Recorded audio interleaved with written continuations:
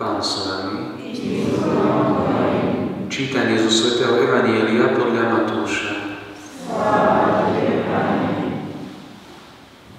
Keď Ježiš vošiel do Kafarnauma, pristúpil k nemu stotník s prosbou: Pane, sluha mi leží doma ochrnutý a hrozne trpí. On mu povedal: Prídem a uzdravím ho.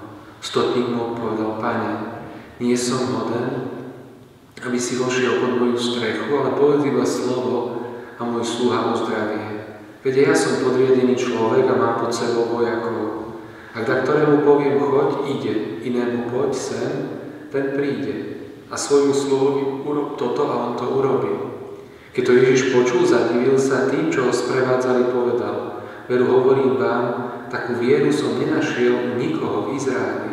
Hovorím vám, že prídu mnohí od východu i západu a budú stolovať za Abrahamom, Izákom a Jakubom v nebeskom kráľovstve.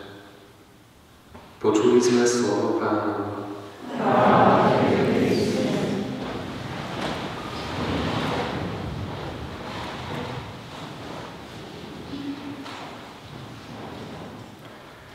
Drahí bratia a sestry, včera sme hovorili o tom, že aj keď je advent len jeden, tak predsa má niekoľko rovín, v ktorých tento advent môže človek prežívať.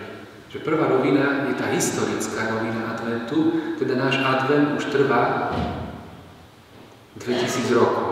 Od Ježišovho na nebo vstúpenia až po jeho druhý slávny príchod na tento svet. Potom je ten osobný advent, ako sme spomínali, ten trvá od nášho počatia až po naše stretnutie s Ježišom vo večnosti. Teda toľko rokov, koľko človek žije na tejto zemi, sa pripravuje na to večné stretnutie s Ježišom a vo večnosti.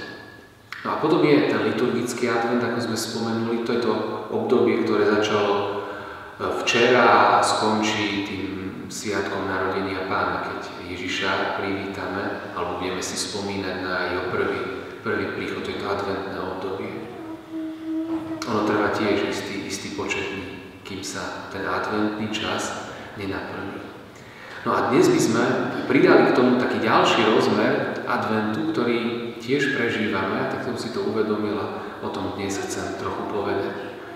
Že máme ten historický advent, ten osobný advent a liturgický advent, ale ešte existuje jeden, a to je advent viery. To je advent našej viery. V čom tento advent viery spočíva?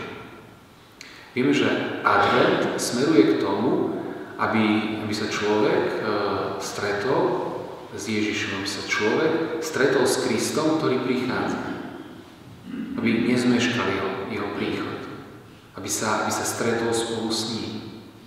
Či už v tom druhom slávnom príchode, alebo v hodinu svojej smrti. Aby sa stretol s Ježišom, ktorý prichádza. A keď si to takto definujeme, že stretnúť sa s Kristom, ktorý prichádza, tak to je vlastne celý náš život viery, ktorý žijeme na tejto zemi. S Ježišom je to, že stretnúť sa s Ježišom, ktorý prichádza. Stretnúť sa s Ježišom aj dnešný deň, pretože prichádza. Pretože je medzi nami. Pretože ja vierou prichádzam k nemu. Čiže to je advent viery, tak by sme to mohli nazvať. Čiže taký malý advent, ktorý každodenne prežívame. Stretnúť sa s Kristom, ktorý prichádza. A vďaka viere prichádzať k nemu. Keď sme aj dnes počuli o tom stretnutí Pána Ježiša v Evanjeliu s tým stotníkom, ktorý prichádza k Ježišovi, aby ho poprosil o uzdravenie svojho sluhu, tak tento stotník akoby prežil to svoje naplnenie adventu. Lebo najprv mal tú nádej.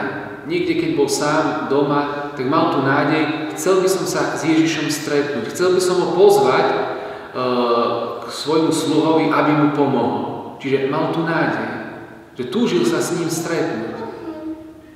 A naozaj prišla chvíľa, kedy stotník sa s Ježišom stretol. To znamená, ten jeho advent tej nádeje, ktorú mal, sa premenil na to stretnutie viery s osobou Ježiša Krista, v ktorej spoznal Božieho Syna, v ktorej sa ho dotkol svojou vierou. A Ježiš mu odpovedal na jeho vieru tým, že mu pomohol uzdraviť toho služobníka.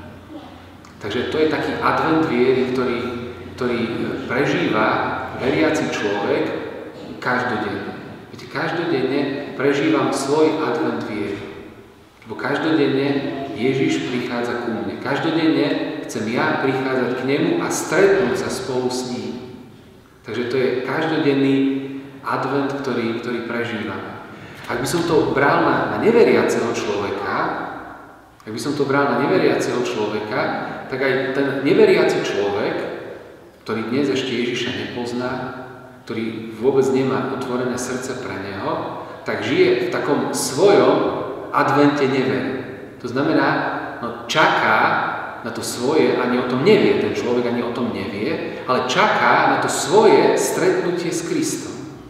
Čaká na to svoje stretnutie viery, aby sa jeho srdce otvorilo, aby sa jeho život podal Bohu, aby jeho život zareagoval na Boha.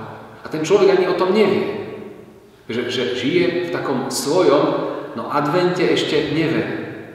Ale tiež môže v živote smerovať a Boh môže tak jeho kroky v živote viesť, aby ho spoznal, aby v neho uveril, aby mu otvoril svoje srdce.